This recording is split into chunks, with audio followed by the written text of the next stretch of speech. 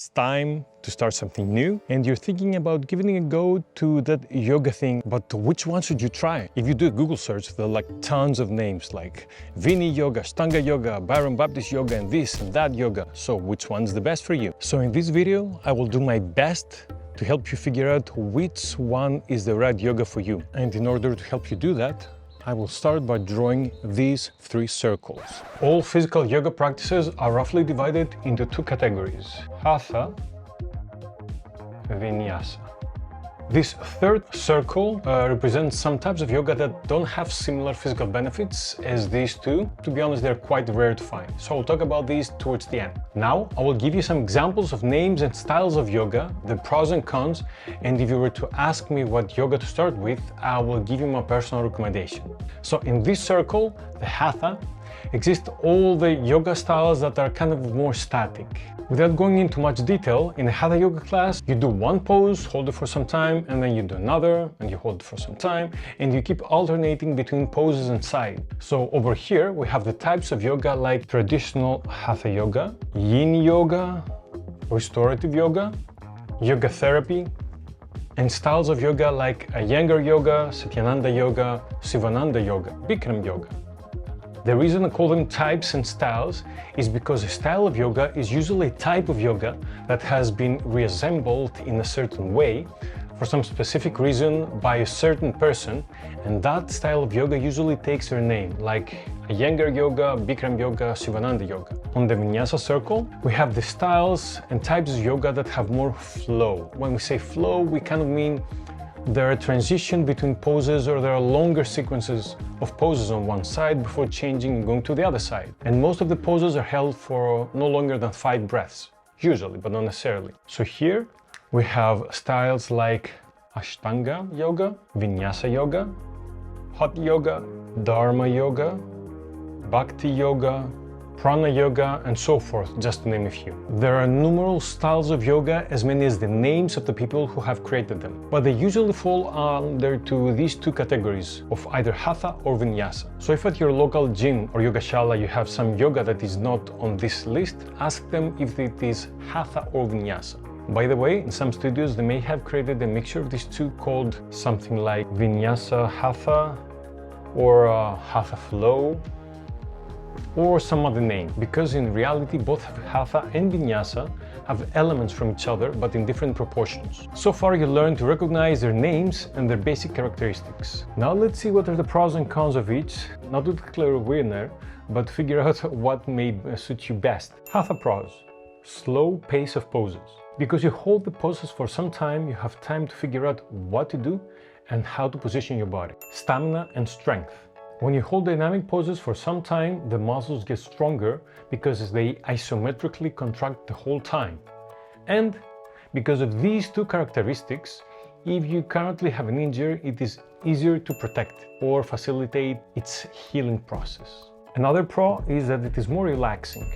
The slow pace can help you turn your attention inwards, and this is very relaxing for many people. In most Hatha classes, there's usually some separate breathwork meditation happening to the beginning or at the end of the session. Release stiffness.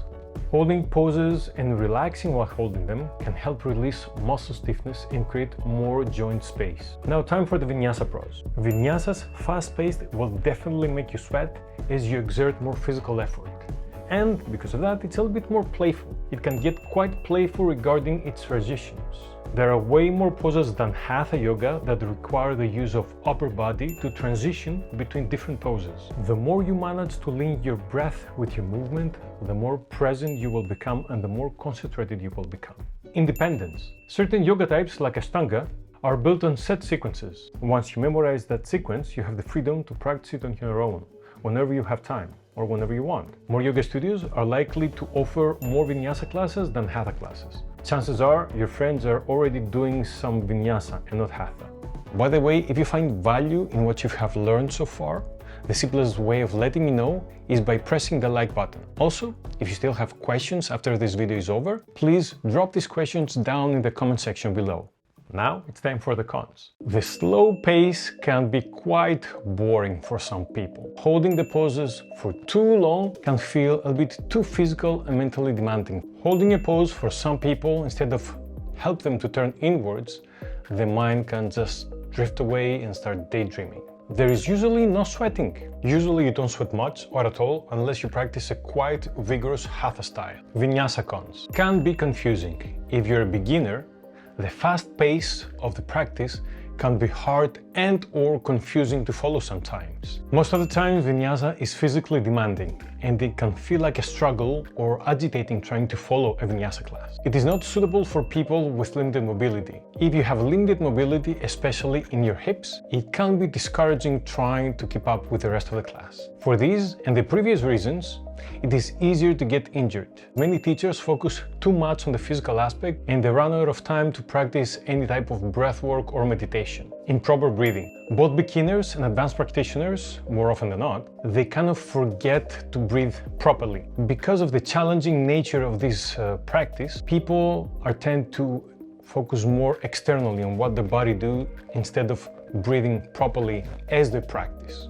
So this sums up the pros and cons of both styles. You probably notice that the pros of the one are the cons of the other, and vice versa. Lastly, on that circle over here, we have practices that do not look like anything we have discussed so far. Types of yoga where they do repetitive, fast movements, like Kundalini yoga. Others that include internal cleansing techniques, physical or mental, like Kriya yoga. And other ones which you won't find in any yoga shala, like Bhakti, Laya, Karma, just to name a few. Now, while watching this, I'm guessing you were already making a mental list on what type of yoga suits you the best. So as my friend, my advice would be this.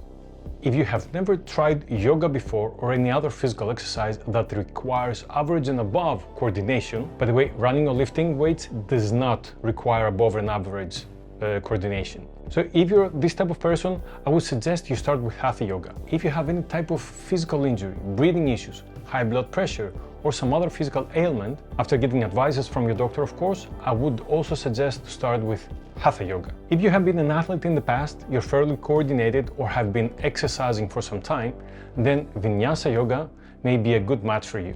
Back in 2008, I didn't have the option to watch a video like this and make an educated guess as to what to do. I just did the type of yoga that my friends did back then, and most likely that is what you will do too. But I was lucky enough that I found something that was exactly what I needed back then. Had I started with Vinyasa, I would have probably stopped and think that yoga sucked, or it just wasn't for me. I'm saying this to make a point that there is no right or wrong yoga style for you. It is about the timing in your life and the proper teacher. It is about what you need right now, because your needs will change, and so will your approach to yoga. Finding a teacher that they don't necessarily inspire you, but at least make your experience more enjoyable, it's absolutely crucial in my book. I know many people who started yoga but stopped because of the teacher. I mean, if you start dating, you don't just stop dating because the first person you met was not the right match, right? Same thing with education, skill learning, working out, practicing yoga, and so forth. So before you ditch them, it's smart or wise, if I may, to try a few different people and not the same person in a different body, if you know what I mean, right? Before you decide if yoga is the right tool for you or not.